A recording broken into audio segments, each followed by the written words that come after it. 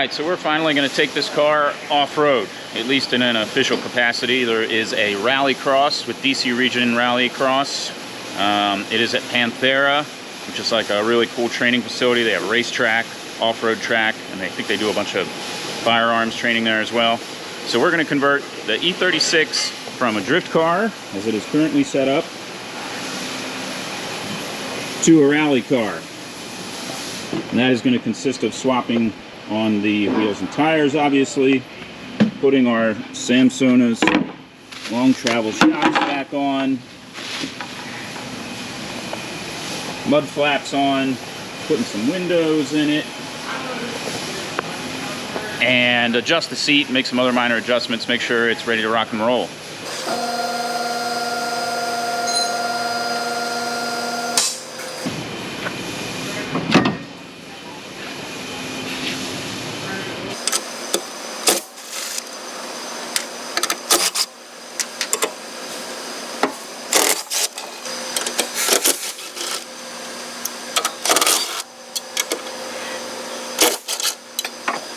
Here you can see the difference between the Feel 441 Plus that we run on the drift setup and the Samsona's club level shock that we run in rally and gravel. So Samsona's very beefy. Both of these are one-way adjustable. Lots of spring here because the Samsona's shock offers a lot of travel. We get 8 inches of wheel travel, which is like a lot. That's like pickup truck style wheel travel, but on a car. It's really hot in here in the shop today. It's like 95 degrees outside, so even hotter here in the shop, I imagine. At least we're out of the sun, right? Bob's gonna help me put the shocks on while we try to get this thing on the alignment rack before the end of the day.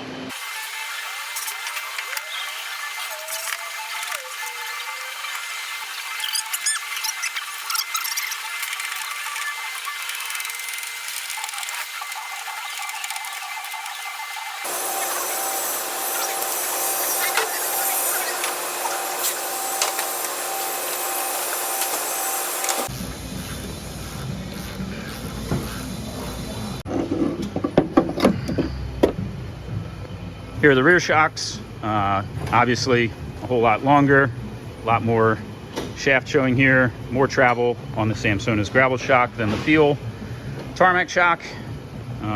You can see that the Feel shock actually has the top hat on what would normally be the bottom. So because we're no longer doing the divorced spring setup on the back of an E36 as is traditional, we need the clearance up here as it's super tight to the chassis, right? So how they get away with having this big spring up top on the Samsona's shock is by offsetting it. As you can see here, this essentially pushes the spring away from the chassis so that there's clearance. We're also going to remove the sway bars. We put them on for drifting, but for gravel, we're going to move them so we get more like independent wheel travel per corner. So the car is going to roll over more, which should give us more bite in the corners because this thing certainly can use all the traction it can get. Putting these mud flaps back on as well. My friend Greg made all these little brackets for me. Pretty cool, pretty cool.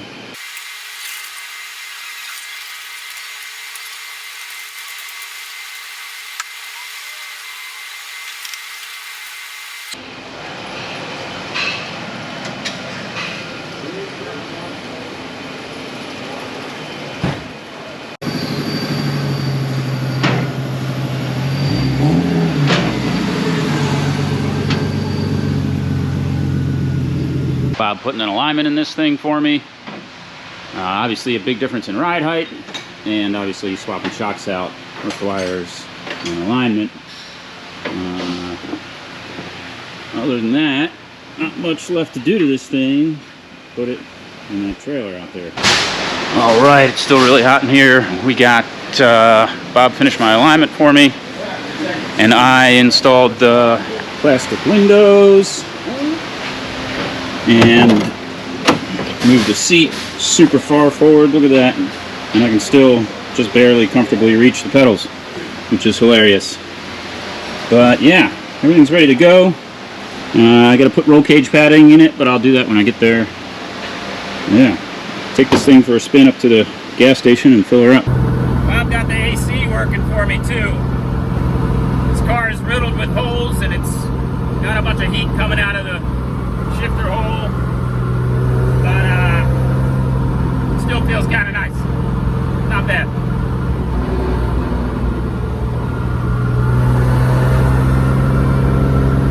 It's a million degrees in this trailer, but we're all loaded up.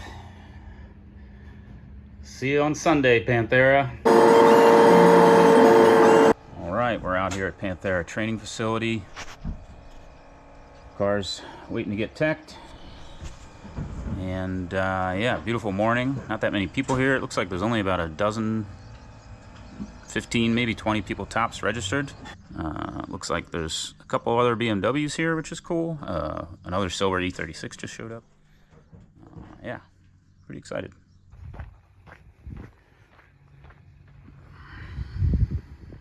Pretty beautiful scenery here. And this is the course. I'm just doing a course walk.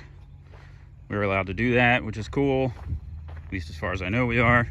This is a pretty fun looking downhill section.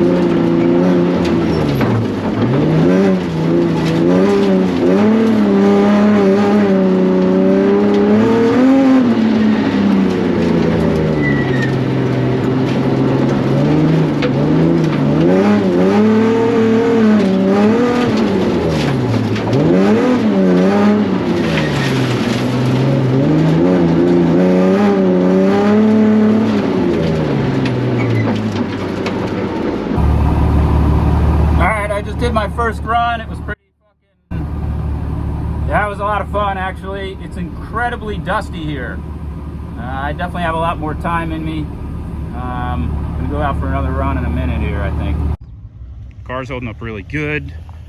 I mean, you know, not much to go wrong here. There isn't anything crazy to hit. There's some ruts and stuff, but this thing's eating any bumps and ruts up. Pretty fun.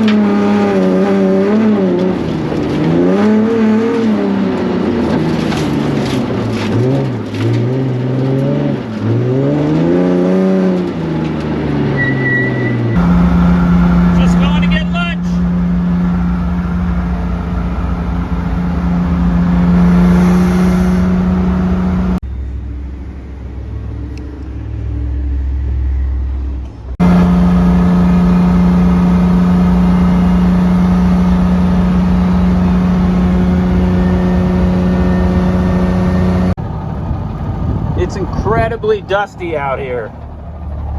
There's zero traction, there's dust everywhere. That's the end of the first session. So now I get to go work on the track, flag station, pick up cones if anybody knocks any over, and basically breathe a ton of dust for the next probably hour or so.